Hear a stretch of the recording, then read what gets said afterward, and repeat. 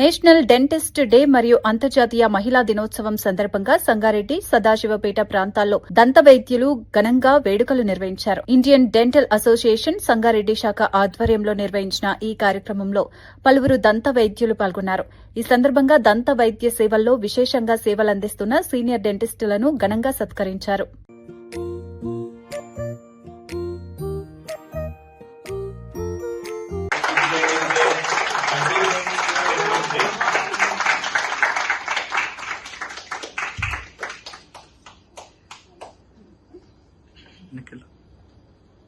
hello